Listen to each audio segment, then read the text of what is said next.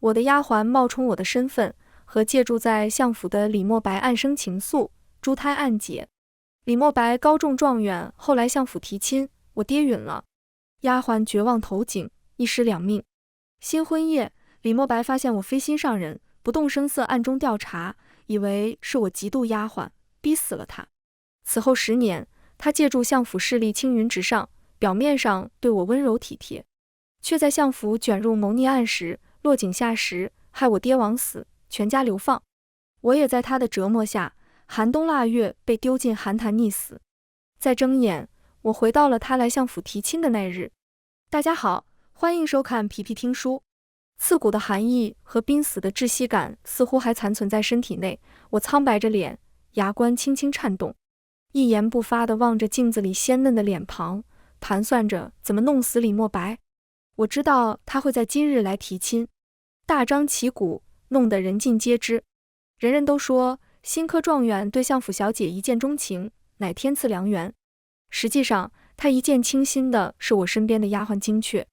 李莫白同我南家有着7拐8拐的亲戚关系，故此上京赶考期间借住在相府。我爹惜才，以礼相待。长兄一同我提过他，说他有状元之才。金雀起了心思，冒充我的身份，3番4次接近他。两人很快坠入爱河，甚至弄出了孩子。我对李莫白没什么情谊，但知晓这是门好婚事。年轻的状元本身就有才干，加上我爹保驾护航，必定前途无量。兼之家境贫寒，家中只有一老母，无论哪方面都需要仰仗相府，没人敢给我弃寿。所以爹娘问我时，我同意了这门亲事。然而这回母亲身边的陈嬷嬷询我时，却是说李公子求娶小姐身边的金雀丫头，夫人让小姐自个儿拿主意。我立刻知道李莫白也回来了。金雀告了3日病假，实际上是胎相不稳，她不敢劳累，整日卧床，错过了和李莫白解释的机会。我带陈嬷嬷去耳房找她，这个时候她还看不出孕象，只是气色不好。我说新科状元要娶你，她露出惊喜的神情，又羞涩的不知所措，不敢看我的眼睛。她很怕我追问她和李莫白的事，但我什么也没问。我让另一个丫鬟明婵给她梳妆打扮，带她去前厅见客。李莫白见了她，有一瞬间的愣神，而后眼眶通红。他已有10年未见她，再看向我时，他的眼神变成了仇恨。我的恨意不比他少。我想过隐藏，但一看到他，前世种种压迫而来。我爹被斩首，我娘病死在流放途中，兄长断了一条腿，嫂子为保清白自尽，2个侄子一死一伤，家破人亡，全拜李莫白所赐。满腔恨意汹涌澎湃，根本遮掩不住。李莫白愣了愣，我知道他看出来了，但我不在乎。我说金雀是我南家奴仆，也不知状元郎何时看上了他。不过君子有成人之美，状元郎既有心求娶，我这个做主子的没有不同意的理。我把金雀的身契还给他，你自由了。金雀感动得热泪盈眶。李莫白神色复杂，同我抱拳施礼，打算离开。我又道，等一下。李莫白警惕地回头看我。门口有下人领着大夫进来，我指着金雀，劳烦黄大夫替这位姑娘把个脉。金雀惊慌，往李莫白身后躲。李莫白又是失望又是厌恶地扫我一眼，不必了。我娘看出了门道，这2个健壮仆妇按住了金雀，金雀怕伤着胎儿，不敢乱动，只得让黄大夫诊脉，一张俏脸惨白惨白，胎相有些不稳，但不碍事，我开点安胎药。黄大夫说。我娘大怒，不知廉耻的东西。金雀又羞又怕，满脸涨红，下意识就要下跪认错。李莫白拉住他，你已不是相府下人，无需跪他们。又道，南夫人，金雀是我未婚妻，还请慎言。他以为自己还是太子心腹，新皇近臣，人人都要看他脸色。我娘气得摔杯子。我爹凉凉看了他一眼，状元郎好大的派头，竟敢教训我相府夫人。李莫白脸色一僵，他回过神来了。除了胎相不稳，还有其他毛病吗？我问。黄大夫摇头，没有。我看着李莫白，听清楚了，你的未婚妻无病无灾的从我相府出去。以后要是死了残了，可千万不要赖在我相府头上。还有，我相府的丫鬟无媒苟合，私通外男，按律是可以直接打死的。换言之，我可以正大光明打死金雀，犯不着偷偷摸摸逼死他。李莫白听懂了，神色犹疑。我爹让李莫白滚。他滚的时候和赶过来的赵思则打了个照面，听得赵思则急吼吼地喊：南伯伯，你别急着把锦屏妹妹定给李莫白，你考虑考虑我。他脸色一沉，又不滚了。赵思则是承恩公府的小公子，皇后娘娘的侄子，我们自幼相识。他上头有2个哥哥1个姐姐，被全家宠得无法无天。虽然纨绔嚣张，但也不是不学无术。这次科考他和人打赌，竟也考了2甲37名。勋贵子弟不靠功名，他就是证明一下自己不是废物，之后该什么样子还是什么样子。前世他来提亲的时候，我已经答应了李莫白，但我私下对比过，承恩公府的这桩婚事也不错，长辈慈爱，手足和睦。赵思则又是那种没事带你吃喝玩乐，有事替你遮风挡雨的男人。事实证明果然如此。我家出事后，他一改无所事事的状态，让家里谋了官职，替我家积极奔走。后来也是他找到关键证据，替我爹翻了案，让我南家沉冤的血。这天大的恩情，以身相许也难以报答。我眼睛红了。赵思则呆了呆，不是，你这是吓的还是乐的？我扑哧一声笑，呆瓜，李公子求娶的是金雀，你急什么？赵思则又是一呆，匪夷所思地看了一眼李莫白，半晌憋出一句：李兄真是眼光独特。李莫白的脸色更难看了。我和赵思则的婚事定了下来。李莫白趁我外出，寻了机会找我说话。前世你害死金雀，已付出代价，我们两清。今生只要你不伤害金雀，安分守己，我不会再对付你们南家。赵思则虽非良配，配你却绰绰有余。你忘了我，跟他好好过日子，那些个歹毒的心思都收起来，别再想着为难金雀。你揭穿他有孕，让他难堪的事，我看在你归还他生气的面子上，不同你计较，但往后你若仍死性不改，就别怪我不客气了。他高高在上，面容狠厉，眼底寒意如冷箭，和他前世同我撕破脸皮后一模一样。但那时的他身穿蜀锦，脚蹬玉靴，腰上挂着价值连城的玉佩，头上随便用来簪发的都是稀有的象牙簪，而不是现在一身洗得发白的天青色长衫，身上一件贵重的物品都没有。一个人的威严和气势有一半是靠外表堆砌而成的。他像一个无能的狂暴者，丝毫没有意识到现在的他一无所有，根本没有和我谈判的资本。我静静看着他，不两清。他叹气，叫我的闺名，锦屏，你这又是何必？我喜欢的从来不是你这种骄纵又不学无术的女子。金雀都跟我说了，你的才名都是他何明禅替你打下来的。想来前世也早知道我和金雀的事，却为了嫁给我故意将错就错，又逼死了他。罢了，不提了，你已经做了我10年的妻，该知足了。他果然眼盲心瞎。前世金雀不仅冒充我的身份，还偷偷抄下我做的诗词。我抚的琴，我做的画，甚至我和长兄下棋留下的残局，他都套用到自己身上。李莫白受他蒙骗，不知他真实身份，相信他是才女，情有可原。但真相大白，却依旧被他三言两语牵着鼻子走，难道不是蠢吗？李莫白，我盯着他的眼睛，面若寒霜。我爹我娘我嫂嫂和侄子，4条人命，不是你说两清就能两清的。还有我肚子里的孩子，10年期间怀孕4次，4次流产，终至终身不能有孕。这桩庄件件，他竟然说两清。我讥讽一笑，李莫白，你我不死不休。我爹必然是不喜欢李莫白的，但我仍旧火上浇油。此子心机深沉，品行有爱，求娶我身边的丫鬟，明明可以低调行事，偏要大张旗鼓，闹得人尽皆知。人人都以为他是求娶相府小姐，结果最后却是娶的小姐身边的丫鬟。如果没有私责，恐怕我会沦为全端京的笑话。他是当今钦点的状元，行事不该如此无状，但偏偏这么做了。女儿怀疑他已投靠爹爹政敌，爹爹你要当心。我爹听进去了，差不多的话我又和太子说了一遍，用抱怨疑惑的语气，太子立刻就对李莫白印象不好了。太子是赵思泽的表兄，我们也算相熟，知道我和赵思泽定亲，他很高兴，你应当感谢李莫白，若不是他，思泽也不会赶着来提亲。又道，思泽，你要什么？我送你一件礼物做贺礼。赵思泽很不客气，你在京郊的温泉庄子。太子震惊他的不要脸，你知道这个庄子值多钱？他不好意思地说，仅凭怕冷。是的，我怕冷。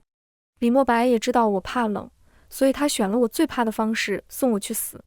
李莫白和金雀的婚事定在6月末，很急，但没办法，晚了肚子就藏不住了。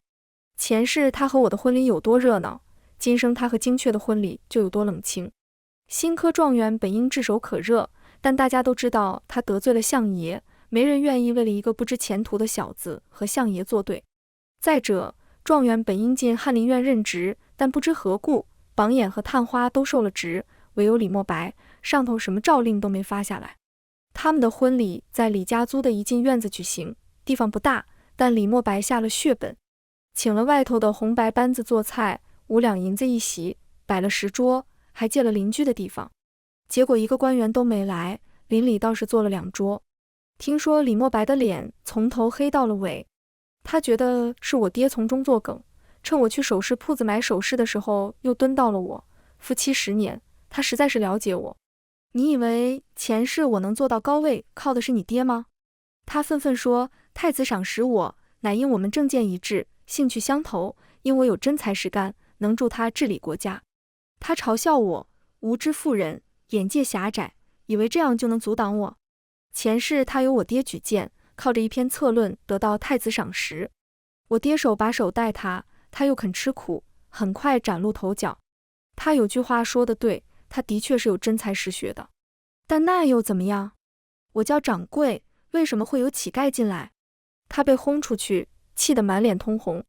李莫白一直没能见到太子，纵然他有8斗之才，纵然他那篇策论花团锦簇，他这样的身份没人引荐，是不可能见到太子殿下的。但我还是低估了他。他搭上了总管太监邓如胜，不仅认他做了干爹，还许诺金雀生下的第1个儿子随他姓，送到他膝下抚养。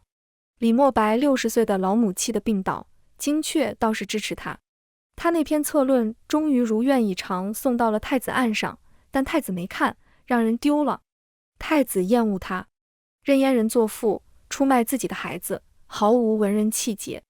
邓如胜又替李莫白谋了个7品的小官，官虽小，但看在总管太监的面子上，还是有不少人家愿意跟他来往。镇武将军随家老夫人70大寿，就请了他们家。我在宴席上见到金雀，她的肚子已经显出来，穿一身宽松的碧青襦裙，料子不算好，头上插的那根飞凤金不摇，还是当初我赏她的。见我看她，她脸上微红。有人议论，真不知道新科状元是怎么想的，竟然会娶一个丫鬟，就是看着姿色一般，气质也不好，畏畏缩缩的。瞧她那身衣裳，我家丫鬟都不穿。也有人直接朝她喊话，喂，你不去给你家主子请安吗？这些人瞧不起金雀，也嫉妒她。李莫白才华横溢，容貌俊美，无论前世今生，看上她的人都不少。谁都想不到，她最后会娶了一个身份卑微的丫鬟。金雀低着头，手指一下一下地搓着裙角，然后她像是再也忍不住了，抬头飞快地看了我一眼，起身走到我跟前。小姐，我知道你嫉恨我，她的眼睛红红的，但你也不能撺掇这些人这么侮辱我，我好歹是状元的妻子。我觉得好笑，我为什么要嫉恨你？我的夫君是科考第1名，你的夫君却是2甲37名。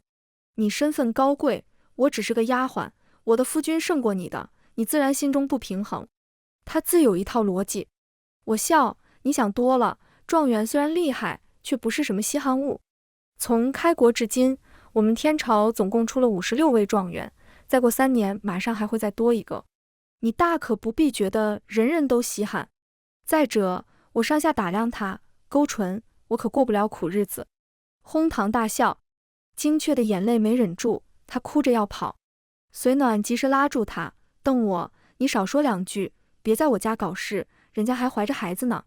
她是镇武将军侄女，和我一向不对付，一直跟我争端京第一才女的名头，也不见得是替精确出头，就是抓紧一切机会呛我。我却是眼眶一热，语气也不由柔了几分。好，看在你的面子上，我不同他计较。随暖像见了鬼一样，南锦屏，你吃错药了。前世，随家和我们南家一样，也被卷入了谋逆案，不同的是，随家并不无辜。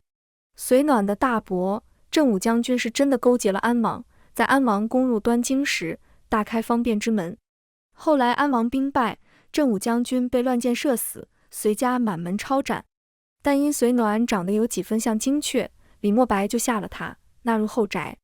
他表面上和我不和，暗地里却帮了我好几次。我病得快死的那次，李莫白不让人请大夫，是他故意把自己折腾病了，趁机跟大夫要来了药。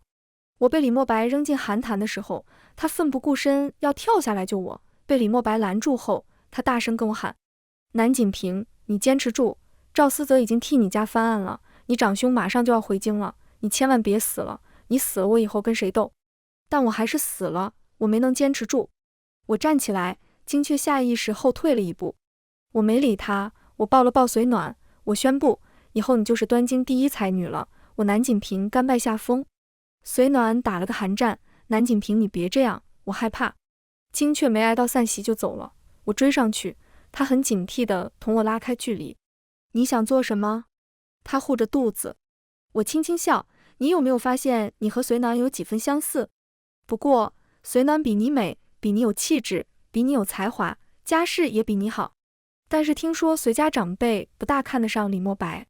他脸上血色褪尽，你在挑拨离间。你可以去问问李莫白。我说。他仓皇而逃，眼底仍有泪意。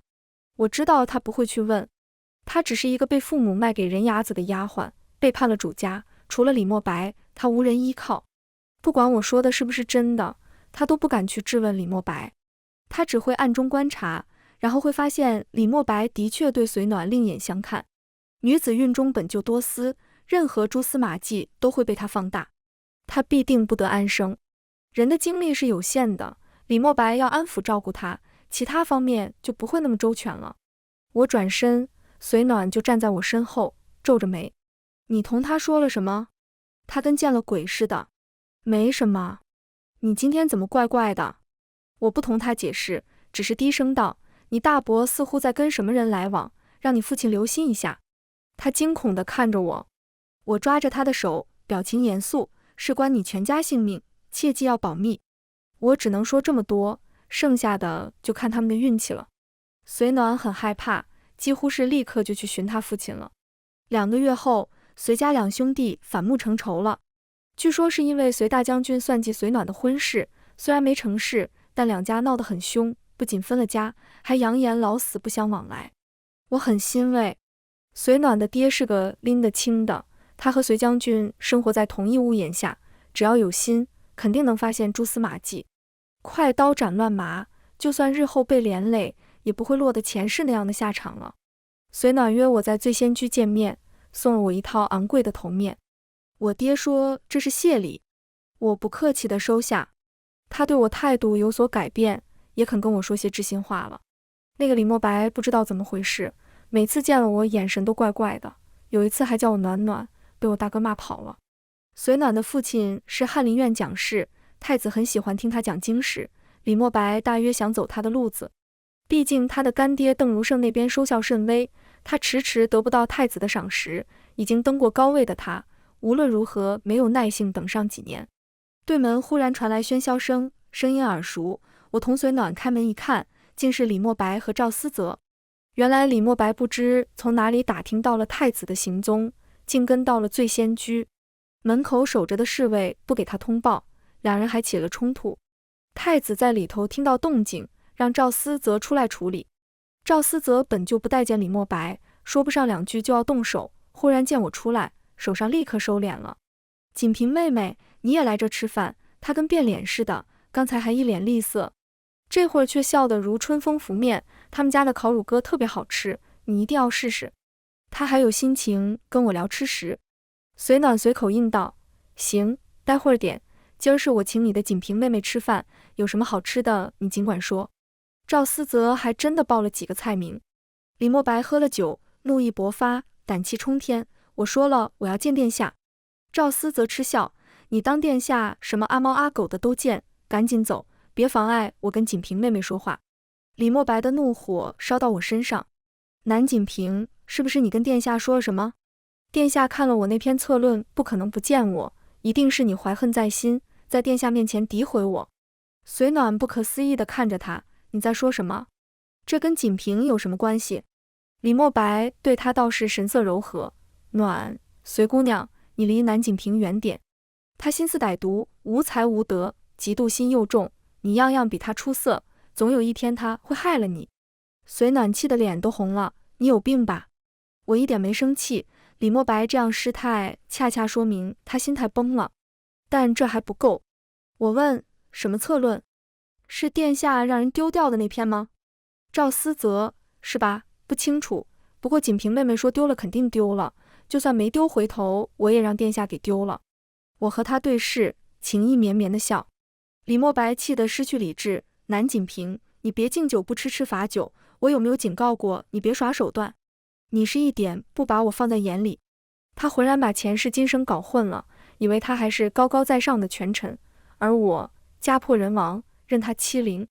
他动手要打我，其实他是打不到我的，他一有动作，赵思则就眼疾手快地踹了他一脚，但我还是惨叫一声，顺势摔了下去。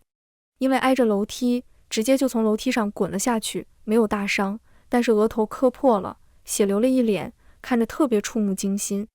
赵思则很聪明，立刻先发制人，李莫白，你好大的胆子，竟敢当众谋害当朝太师之女。声音大的半个酒楼的人都听见了。李莫白来不及辩解，就被他小鸡一样拎着从2楼丢了下去。我在家休养了大半个月，我爹在狱前一把鼻涕一把泪地控诉李莫白的恶行，承恩公府紧跟其后，随暖的父亲也落井下石，好几个御史也跟风弹劾。最后太子说了一句话，此子品行恶劣，实在不堪天子门生。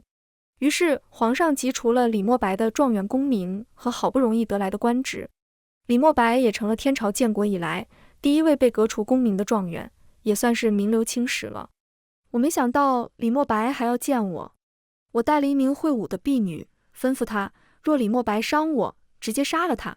但李莫白没有那样的胆量，他被赵思则从9楼2楼扔下来，摔伤了一条腿，因为没有得到及时医治，瘸了。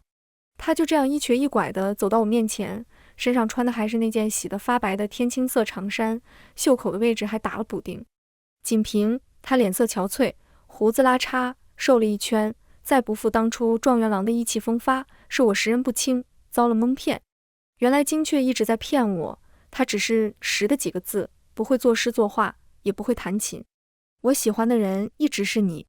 金雀的话骗得了他一时，却骗不了他一世。朝夕相处，很容易就露出破绽。我知道你对我有情，你用暖暖挑拨我们夫妻之间的感情，就证明你还在乎我。锦屏，他深情呼唤我，你已经害我没了功名，也该气消了。我答应你，我会娶你，我心甘情愿地娶你，以后我们好好过日子，我会让你做一品诰命夫人，成为全端京人人羡慕的女人。男人啊，他们的自信有时候真让我羡慕。我无语地看着他。那金雀呢？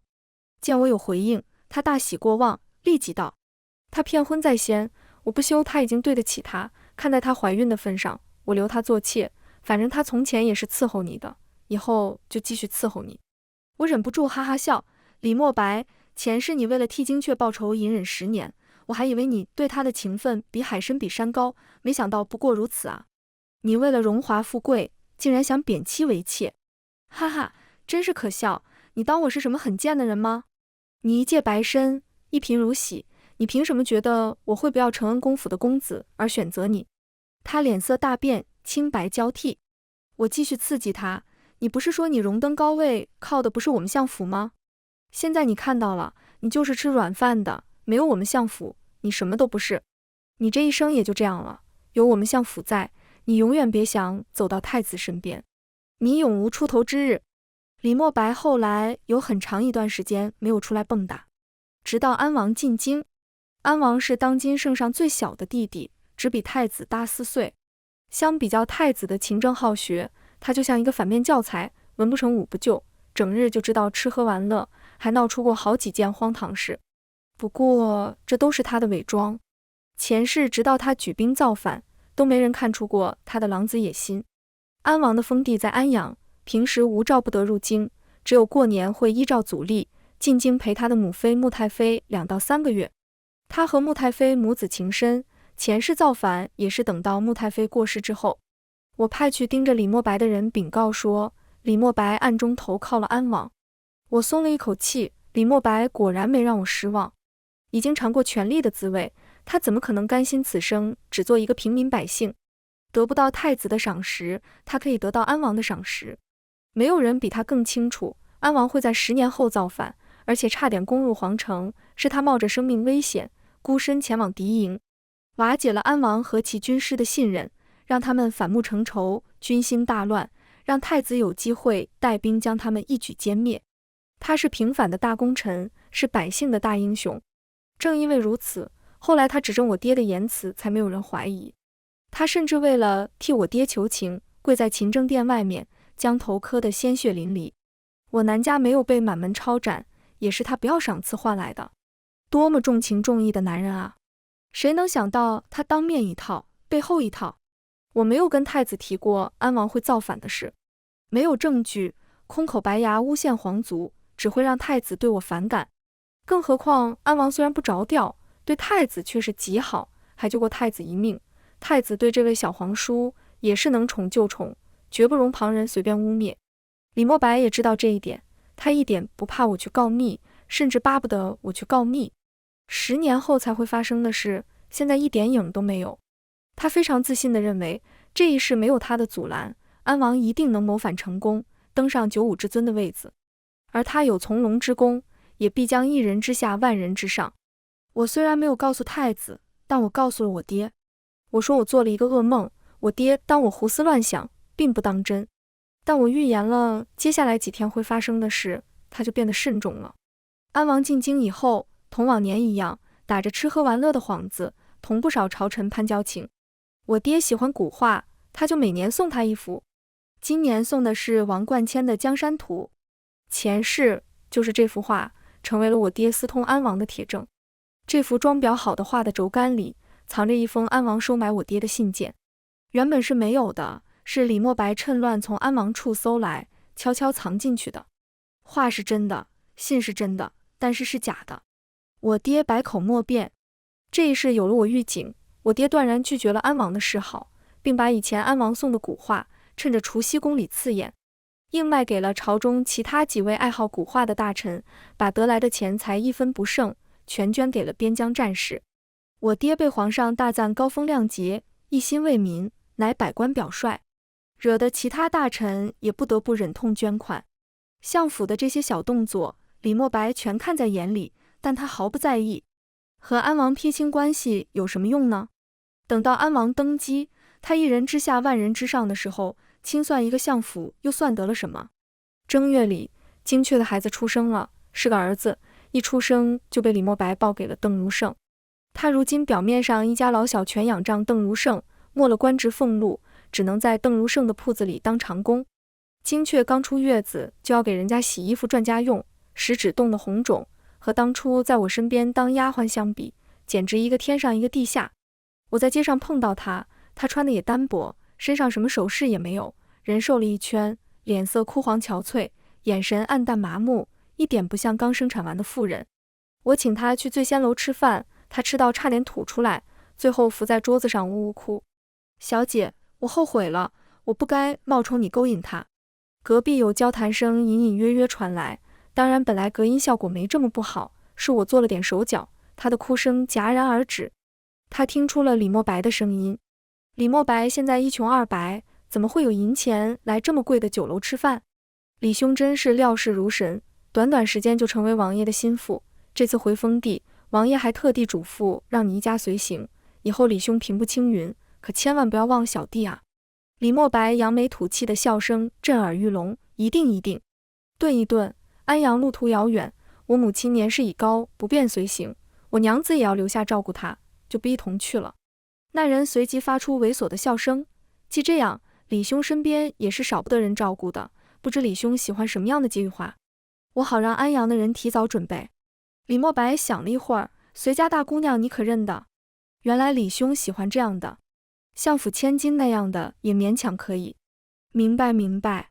接下来便是推杯换盏的声音，精确的神情从诧异到惊喜，再到失落气愤，最后变成了绝望。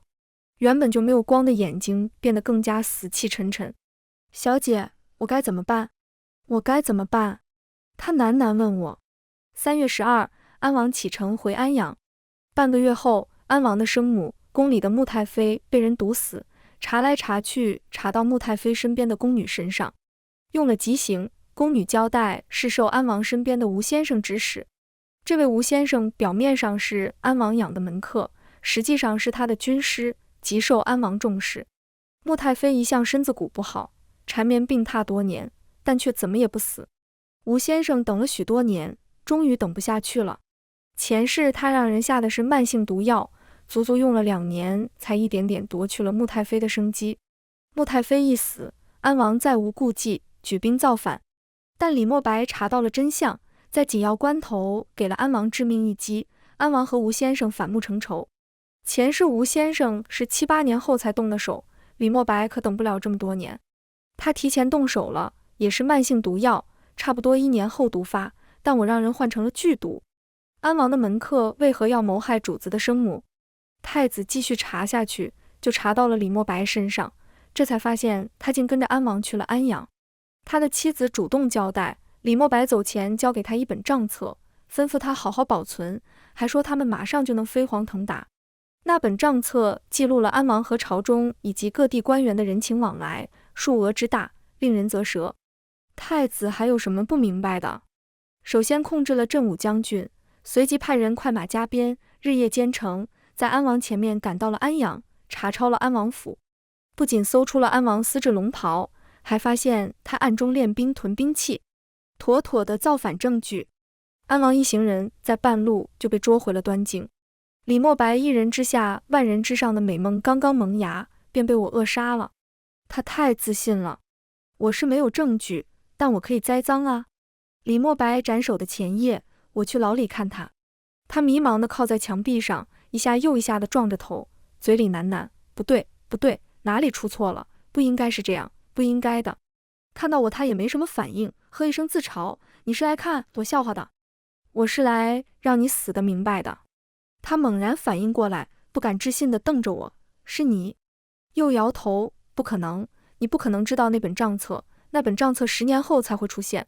前世的确是有那么一本账册，安王伏法后，李莫白私藏了这本账册，没有上交。